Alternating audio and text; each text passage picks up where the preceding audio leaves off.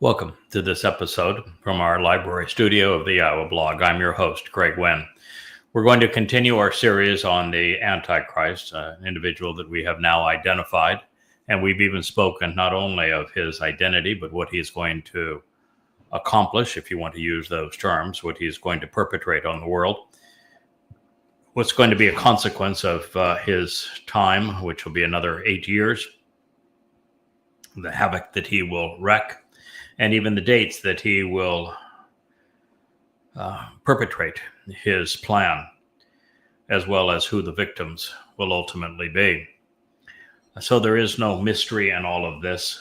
We're using the term Antichrist only because it resonates with people.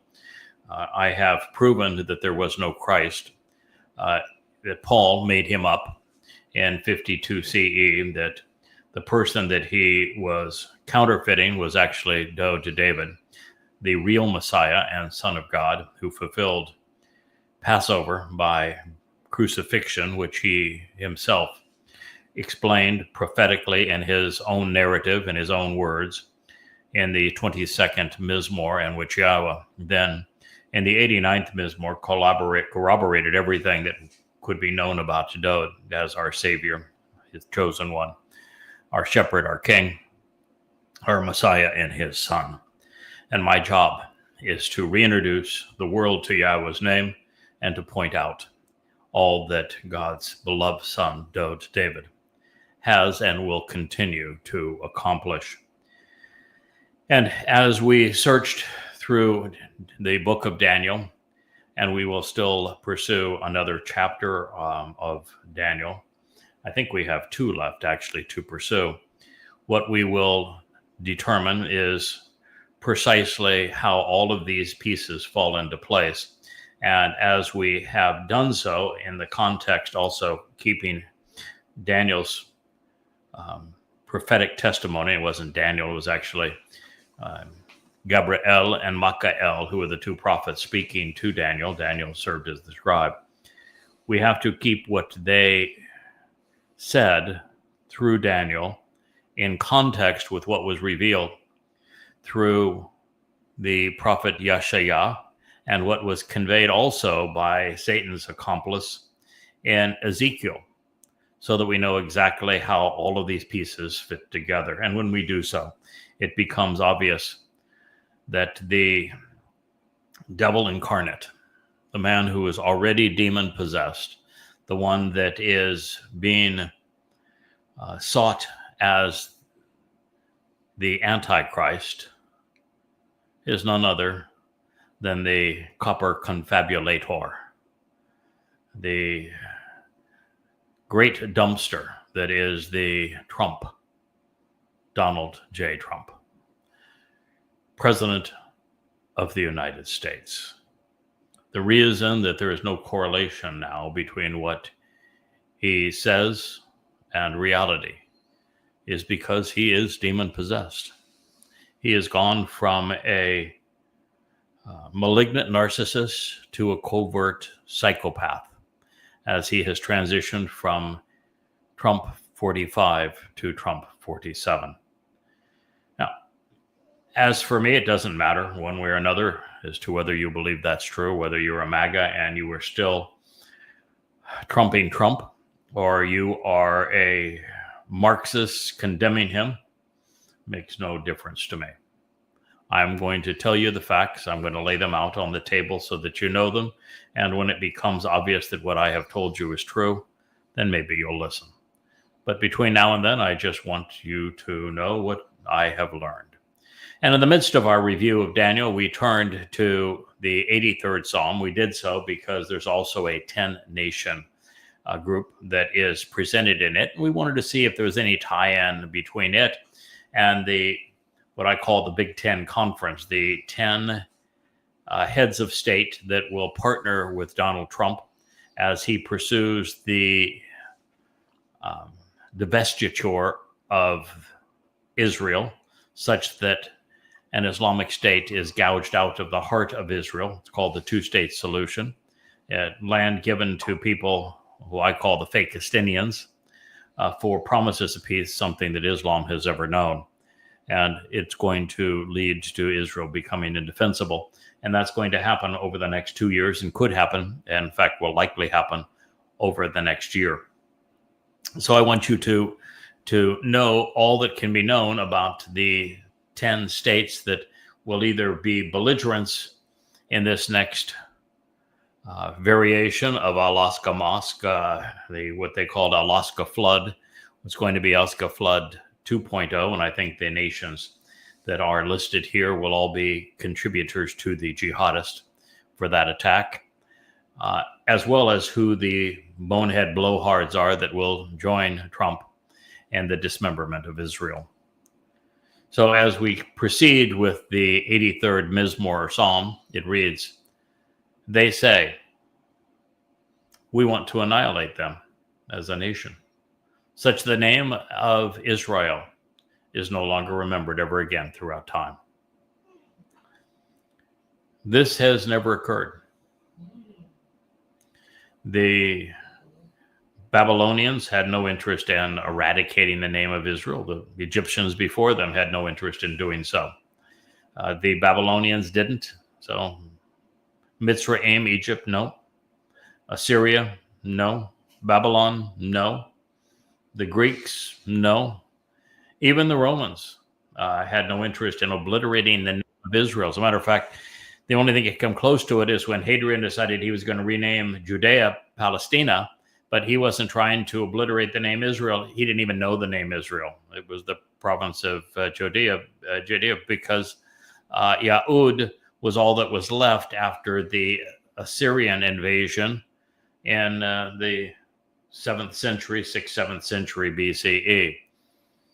So this has not happened until right now. Even with the Roman Catholic Church, they weren't trying to obliterate the name of Israel. They wanted to claim the name of Israel for themselves. They wanted it remembered as representing their church. And so it is now. From the river to the sea, Palestine will be free. Free Palestine. That there is this open call to obliterate Israel, such that the name of Israel is no longer remembered.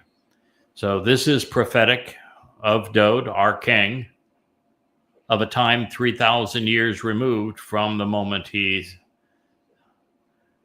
put quill to parchment to scribe these lyrics. And that is pretty remarkable in and of itself, is it not? That we are reading something that he wrote that had not been true for 3,000 years, and then all of a sudden, right now, before us, as we examine the events of the last days, it is being fulfilled before our eyes, and it's undeniable. So this is the curse of Islam, with Marxists having joined their hideous chorus. It is the message behind Free Palestine. Should there have been any reluctance to accept the realization that the foes who are seeking to destroy Israel are Muslims, this certainly lays that to rest.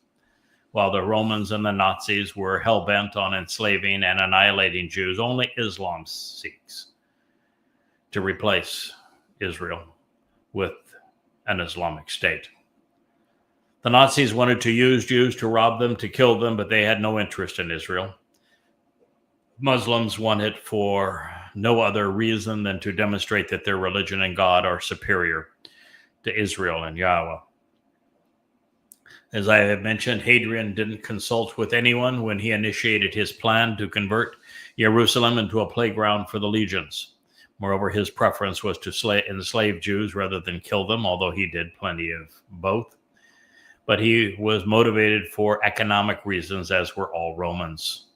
And even then, there was no Israel in his day to eradicate, only Judea.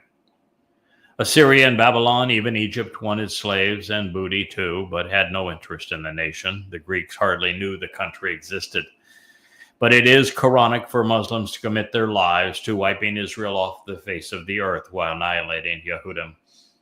Now, to be fair, and to place blame where it rightly belongs, it was Rome which replaced the name Yehuda with Palestine. But there was no Israel when Rome trashed the temple in the land. Israel had been obliterated by the Assyrians circa 700 BCE. So this does not apply to Rome. Moreover, Hadrian was sneaky and never actually made this claim. But Muslims have and do. For they deliberate, they plan, they decide, together with one accord, to cut a treaty against you. Now, in this case, the Romans didn't create treaties against Israel. The Nazis didn't do this either. Nor did the Egyptians, nor did the Babylonians. This treaty that is being schemed to be cut against Israel at this time, that there are those around the world who are exceedingly vocal today, saying death to Israel. That treaty that is being deliberated, planned, and decided in one accord is the same one that is mentioned in the 9th chapter of Daniel. That is the treaty that is affirmed with many. It is the same treaty that slices Israel at its waist to the point it becomes no longer defensible in the 17th chapter of Isaiah. And so now we have 3 confirmations, all providing the proper time. The other 2 associated with the timing of Shabuah prior to Dod's return, 7 years prior to Dod's return with Yahweh, and this one with the time that there was an active plea worldwide to completely obliterate the name Israel, to wipe Israel from the face of the earth. And that there will be a plan with one accord to cut a treaty, a karat, against Israel.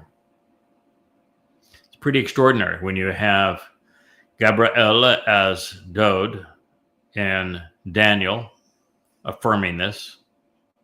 Then you have Dod again here, this would have been 400 years earlier, as the lyricist explaining it.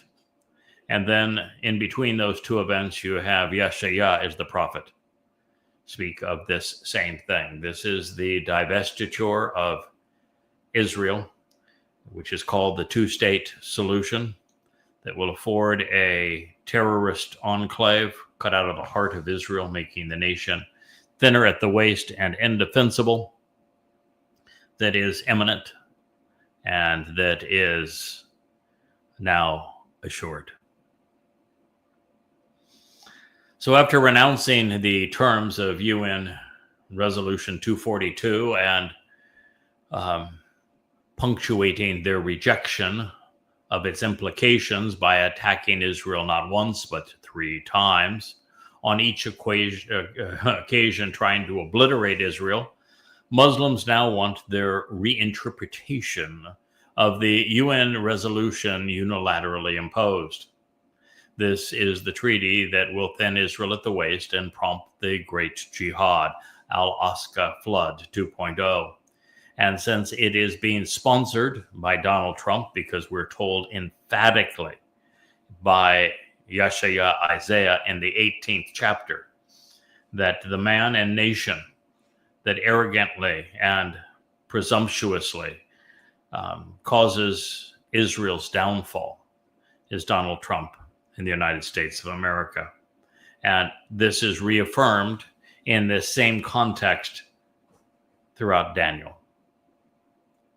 Of course, and it is now imminent. And the only way this occurs in the United Nations and with many people is for Donald Trump to vote in favor of the divestiture of Israel land. Be very much like what he is sponsoring in a way with Ukraine, where he will claim to have achieved peace by offering Ukraine all manner of security agreements, none of which will be worth anything. America never honors its security agreements, and it won't this time either.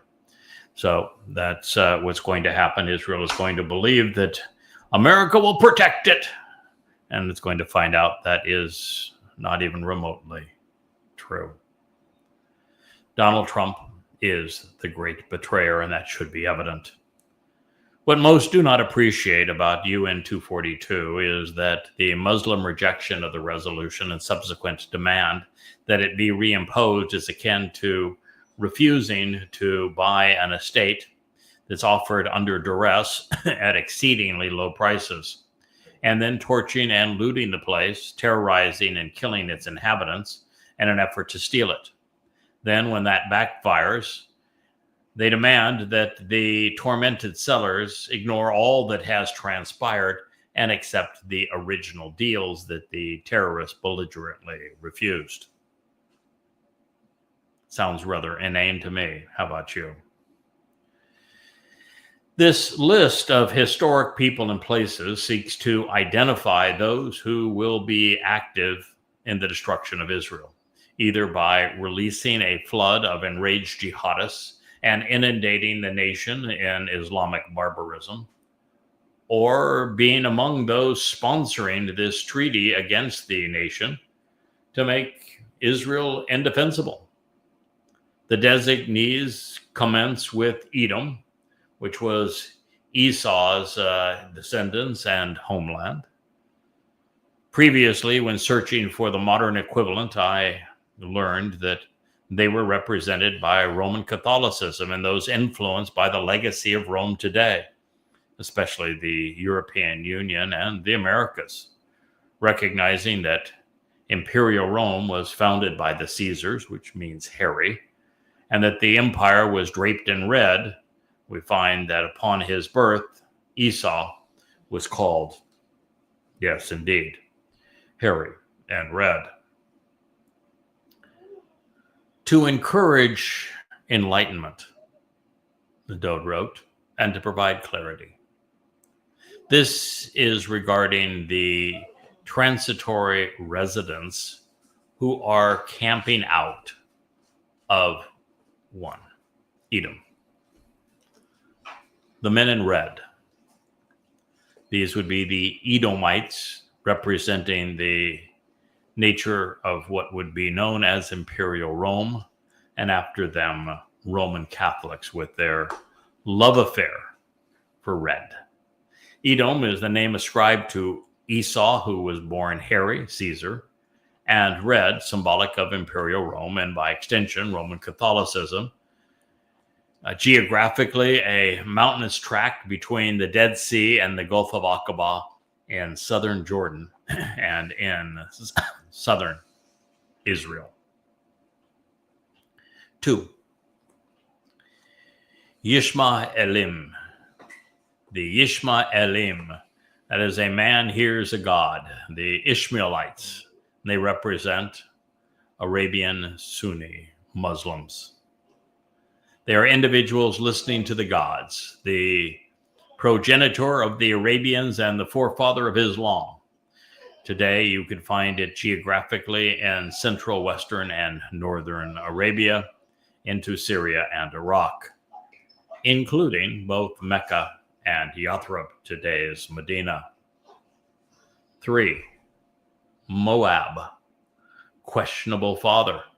The Moabites represent those of questionable parentage, such as Marxists, MAGA, and Pauline Christians. It's Moab, who's your daddy?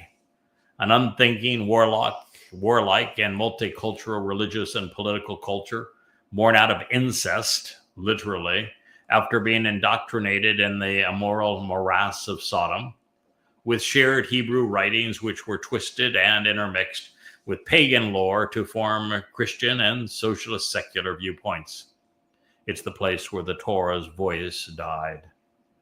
From Ma, to question the who, what, and why of Ab, the father, who is related to Moba and Moal, the path which leads in the opposite direction. Geographically, this is located in western Jordan, east of the Dead Sea. 4. The Hagri, muttering. That's what it means. These are the Hagarenes. They are of Egyptian origin, and they migrated from central Jordan to Mesopotamia.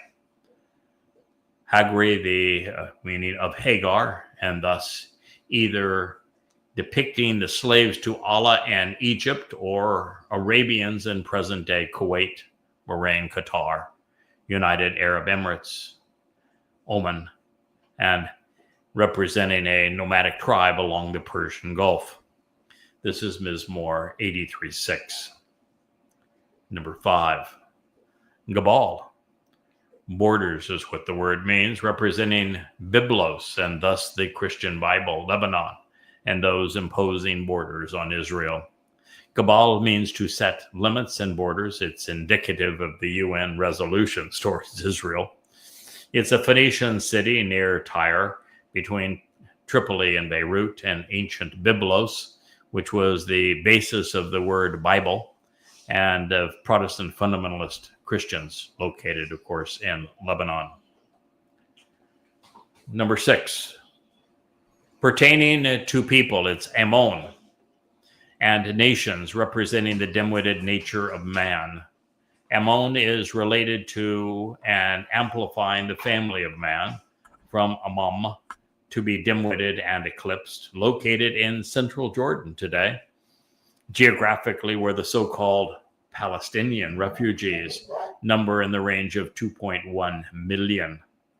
It says Lot's younger daughter named her son Ammon as an expression of the incestuous relationship with her father, indicative of the so-called Abrahamic religions, Judaism, Christianity, and Islam. It is from people, nation, and family, and compatriots, and all things pertaining to people.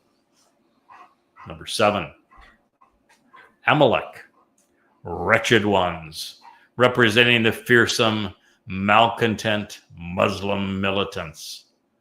Amalek, the ruthless and warlike descendants of Esau. So Roman and Arabians who would become Christians and Muslims from Amel, to be miserable, inflict misery through wicked work, the grievous travail of perverse toil, located today in the Sinai Peninsula. And number 8, Palestinians, the so-called Palestinians, representing Muslims in Gaza, Israel, Judea, and Samaria, who are invading terrorists. Palestinians, to mourn terrorists, from Palestine, fearsome and horrible terrorism, creating severe distress. Palitz, to be unstable, and Palash, to roll in the dust and ashes, addressing the condition of Gaza. Located in Gaza, of course, Israel, Judea, Samaria, and what's called the West Bank. These 8 are in league with the adversary during this time of trouble, and adversarial influences who live to harass and persecute. Mizmor, Psalm 83:7. If this list is addressing the locations, which I think it is, from which the Islamic jihadists will invade Israel in Al-Aqsa 2.0, then it is from all around, from inside out and from outside in. Mapping this onslaught, it will come from the Egyptian Sinai, Saudi Arabia, the Persian Gulf states, like Qatar and UAE, from Jordan, of course from Syria, which then would include Turks coming down through Syria into Israel, and Lebanon, with the overt support of the nations in Rome's shadow throughout Europe, and those influenced by Roman Catholicism, and culminating with these belligerents will be the addition of the Palestinians, who will bludgeon Israel from the left, from the right, and from the inside out. These combatants, based upon the next statements, which we must either include direct support from the Shia Muslims in Iraq and Iran, while also doubling down on Syria, which is now an Islamic state controlled by Turkey. Or we are being told that this is being orchestrated by the Assyrian, who is the adversary himself. There is even a final reference to him being the product of Lot, which speaks of the same reprehensible dunderhead and sexual pervert that we've come to know as Donald Trump. It is possible that the Tsar, the trouble, is in the ninth and final name of the initial list, conspiring the places Muslims will emerge to deluge Israel with their flood of terror and hate. However, it is more likely a word than a name, one we have addressed twice previously, and since Sor, Tyre, now no longer exists, we find ourselves readily identify these culprits as troublesome foes, anguishing adversaries, and unfavorable flints used to kindle a heated reaction, such as a knife to slash and kill among those with pent-up hostility. And of course, that would include a lot of people today, from Marxists and MAGAs to Muslims. Now, as we have come to know, Sar is the word that describes the time of Jacob's or Israel's Shar troubles. It speaks of adversarial influences and of a great tribulation. These references transport us from Doe's day to the last days. But even more revealing, Sar addresses the very event in opposition to Yahweh and Israel that so many have been scheming to deploy, which is the narrowing of Israel, crowding and confining her people such that they can more effectively harass and terrorize them. For those reading along in other books, you are aware that we have determined that the Assyrian is none other than the adversary Hasatan. So this next statement could be addressing the man Satan has possessed, President Trump. If not, then there is the other possibility that the reference is to Shia Muslims now under the footprint of the ancient kingdom of Ashur, today's Syria, Iraq, and Iran. Here is what Dode wrote.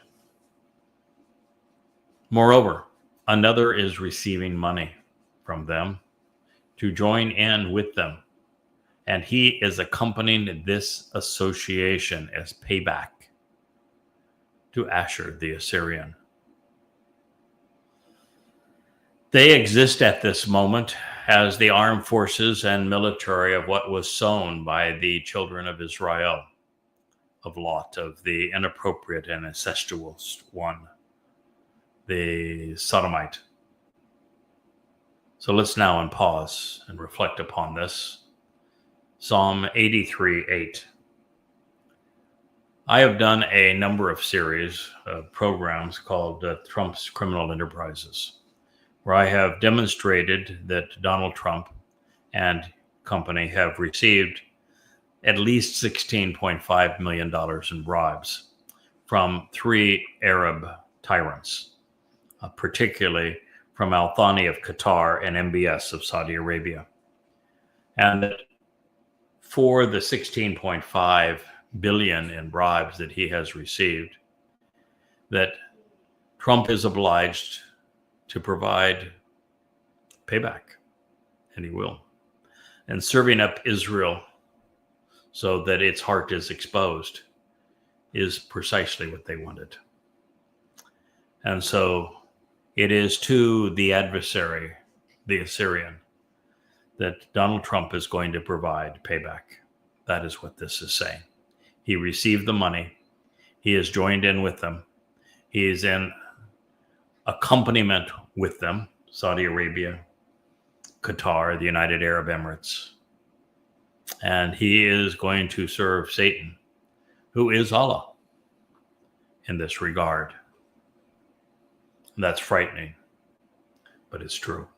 Dode knew it. He saw it as a prophet. And they exist at this moment as the armed forces and the military of what was sown by the children of Lot, of an inappropriate and incestuous relationship. You can't have a more inappropriate relationship than the United States being wed to the tyrants of Saudi Arabia and Qatar, with Qatar being the bank of Islamic terrorism, particularly of Hamas and of the sponsor of the October 7th terrorist attack on Israel, the one that is funding the revolution that's taking place in the streets and the college campuses across Europe and the United States, the one that has bought influencers on the far left and far right throughout the world. And then of Saudi Arabia, the very birthplace of Islam, this plague that is destroying the world, this plague that is totally undemocratic. It's the worst possible incestuous relationship that could possibly be formed, but this is exactly what Donald Trump has done. And he will pledge the U.S. military, as has happened in the past, to fight on behalf of these tyrants, which means against Israel. And though David, our king, has reported on this in our past so that we would know our future. It is a sad situation indeed. And that's why he wants us to reflect upon it. The point here is that the sexually perverted adversary's advocate is a sodomite. There has never been a more sexually perverted leader of a nation than Donald Trump. And he has been bribed by the very tyrants of the lands that have just been described. And he is the head of a massive armed force, one that has never fought for Israel, but has fought to defend Israel's foes. The largest supplier of weapons to Muslims by many times over, more than the rest of the world combined. And he's going to provide payback. Therefore, this adversary is betraying God's people, and he is the copper con, the rapist, real estate developer, and egomaniac who will emerge from Satan's autobiography. And not only does he come up with 25 ways to kill a Jew, Ezekiel has 2 entire chapters devoted to a perverted rape scene, 2 of them. And who better to fulfill that than Donald Trump? And of course, Donald Trump is the one that's described by the copper man, that is the real estate developer, that is so prominent in the closing chapters of Ezekiel, that is measuring the monstrosity that the Lord, who is Satan, wants to build to obliterate the Temple Mount and Jerusalem. It is exactly what Donald Trump would crave doing most, is building the ultimate monstrosity that would bear his name in the most contested place on earth. And that's why he is the copper con, measure boy, the real estate developer of Ezekiel. If I may summarize by collapsing the gap of time resident in the rhetoric, we have just learned that the adversary will pummel Israel with the combined forces of Edom, the men in red, representing the legacy of Imperial Rome and Roman Catholics. The Ishmaelim, the man who claims to hear a god, representing the Assyrian Sunni Muslims. Moab, those of a questionable father, representing Marxists, MAGA, and Pauline Christians. The Hagri, muttering, representing Egyptians who migrated from central Jordan to the Persian Gulf. Gabal, of the borders, representing those of Biblos, the Bible, and even Lebanon, and those imposing borders on Israel. The Ammon, pertaining to the people and nations representing the dim-witted nature of man.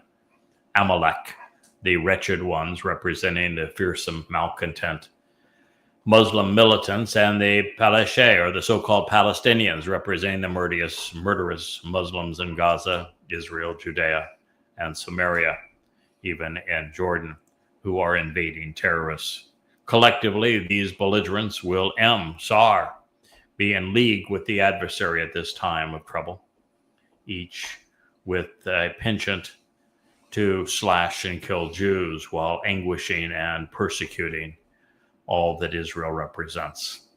Moreover, the Assyrian who is leading this charge, is receiving money from them such that he will join in with them as payback, thereby orchestrating the armed forces of the sons of the Sodomite, America, led by Donald Trump. Well, this list was not designed to identify any of the 10 horns of Daniel 7. It has done nothing to disqualify any of the previous candidates. The top 8 still remain as MBS, Al-Thani, Macron, Starmer, Merz, Maloney, Carney, and Erdogan from Saudi Arabia, Qatar, France, UK, Germany, Italy, Canada, and Turkey as the leading contenders. Then you can choose 2 of the following to round out the Big Ten Conference: Sisi, Pope Leo, Al-Shara, and Al-Nahyan of Egypt, the RCC, Syria, and United Arab Emirates, in addition to the possibility even of Netanyahu of Israel. This is not only breathtaking in its implications, but there should also be little doubt that this prophecy, and the one found in Daniel 7 and also in Isaiah 17 and 18, depict the same time, people, and events, albeit presented with considerable more detail by Dode in this case. One of the many reasons that I think that this prophetic Mizmor was scribed by Yahweh's beloved son and not by a lowly musician is that he may have been the only man close enough to Yahweh to speak in the following manner to him. Moreover, these words reflect Dode's temperament as surely as they do Yah's. They read, "I would like for you to engage and for you to do to them similarly to Midian, the seductive enticers and their contentious strife, as was the case with Sisera, the sadistic general, like what happened to Yaban, understanding Yah, at the river Kishon, trapped in circular reasoning, who were decimated at En Dor, the eye of the generations, with them becoming dung for the ground." Mizmor song with lyrics, Psalm 83:10. Let's examine a few of these. On Dode's list, you'll find that there's a considerable amount of similarity between them. There's not actually this many individuals. They are related. Not all of them, but many of them. So first, Dode is saying, I want you, Yahweh, to do to that group that's going to invade Israel during the last days. And I've shared with you each of their names, where they come from geographically and what they represent symbolically based upon the names that were given to them. And Dode here, as our returning king, our Messiah and Savior, is asking Yahweh to do to them similarly to what was done to Midian, these seductive enticers and their contentious strife. It means to be judged and to be banished as a result of being seduced into contentious strife. These are northwestern Arabians, not far from what would become Mecca and Medina, who were ravaged twice for having harmed the children of Israel, even after having previously befriended Moshe and providing his wife. As was the case with Sisera, he was a sadistic general. He was the Canaanite military commander who tortured Israelite slaves for 20 years, but then was killed by a woman while his warriors were exterminated. Like what happened to Yaban, understanding, to understand, the Canaanite king of Hazar, whose entire military was wiped out to free his Israelite slaves when Yahweh worked through the prophet and judge Deborah, and Barak, the blessing of the word. At the river Kishon, trapped in circular reasoning. Kishon means to be lured in and trapped by that which is circuitous, serpentine, and winding. Those who were decimated, who were destroyed and exterminated at Ein Dor, at the eye of the generations, means perspective of time and human habitations, the view of mankind, the town where the Canaanites were defeated by the understanding of the prophet and judge Deborah and Barak.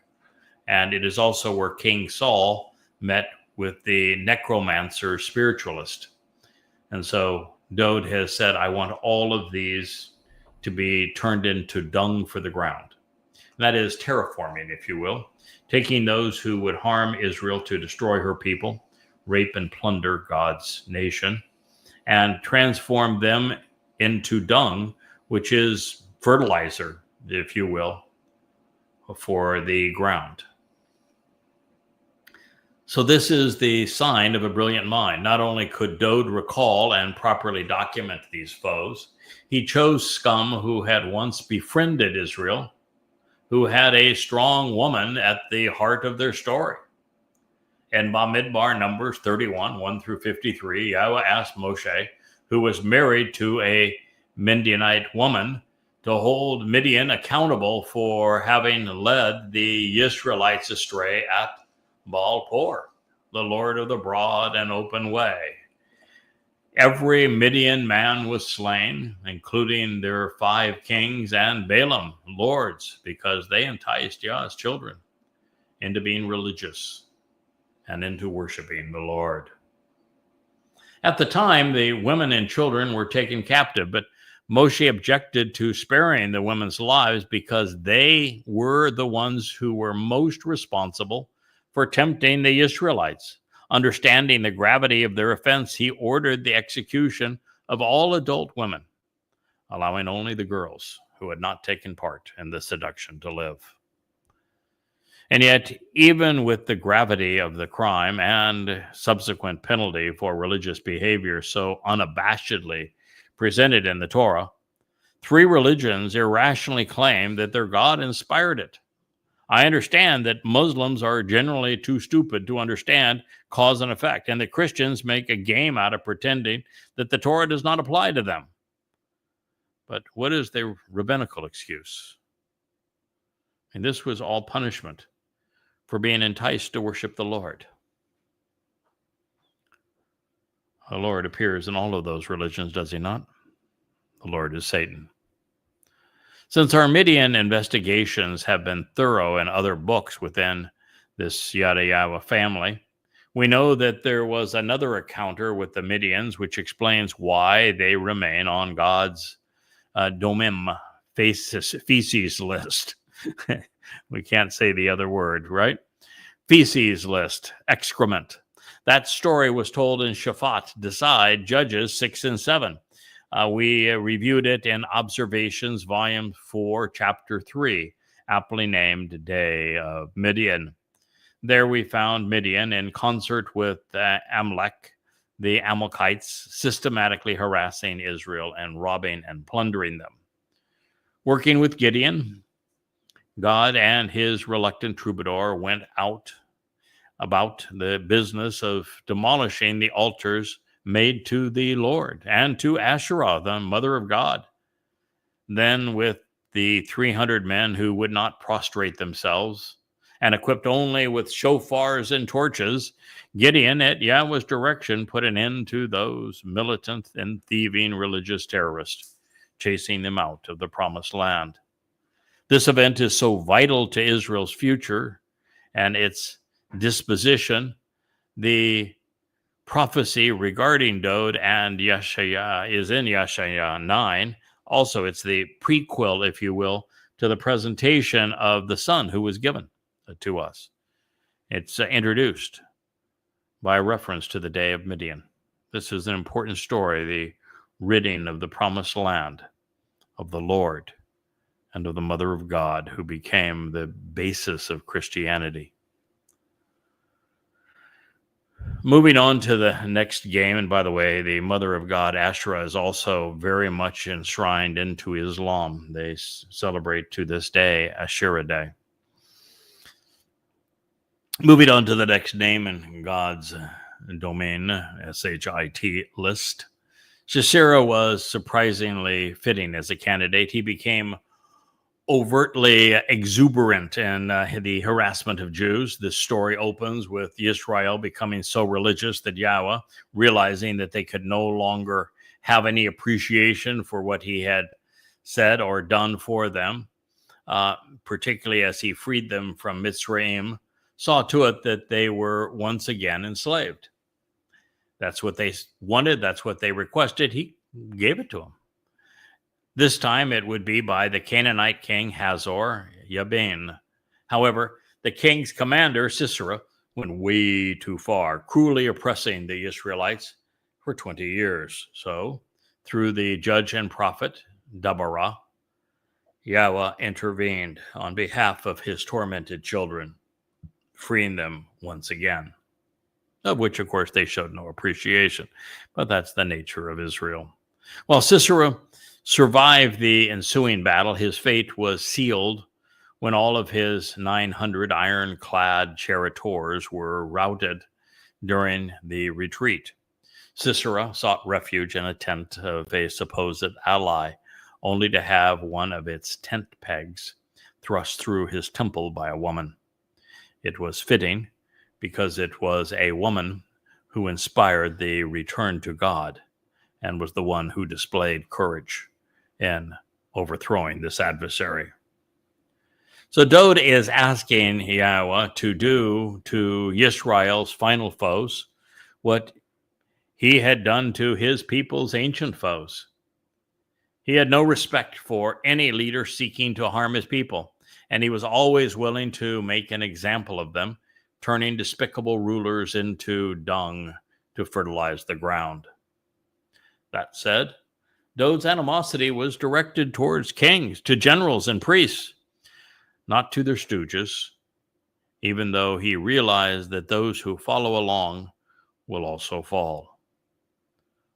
So, to keep this in mind, Dode is projecting the past onto the future in this prophecy to make a point, thereby not only revealing the fate of those who trouble Israel, circa 2025 through 2033, but also that Yahweh is consistent, opposing Israel and Yehudim, comes at the price of divine retribution. He wrote,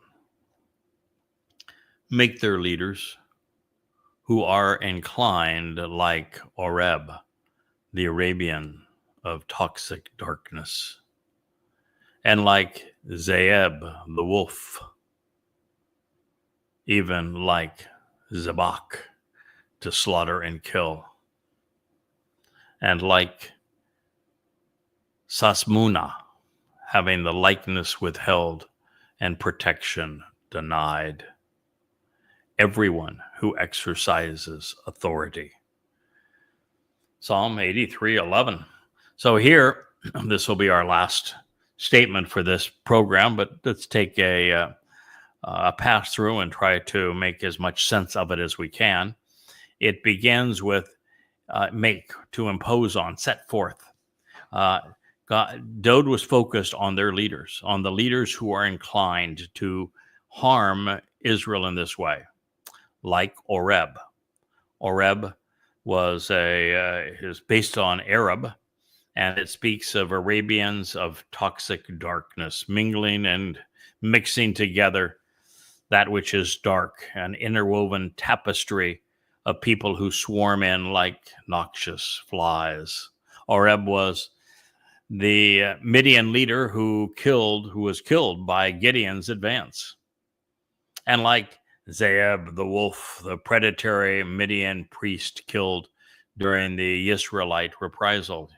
It is a compound name in Baal-zebub, the lord of the wolf, and associated with the most predatory Benjamite of all, who is the wolf in sheep's clothing, Shaul, Paul, and therefore Christianity. And even like Zabak, to slaughter and kill. Zabak means to sacrifice, to butcher, to slay. He was a Mennonite king during the day of Gideon.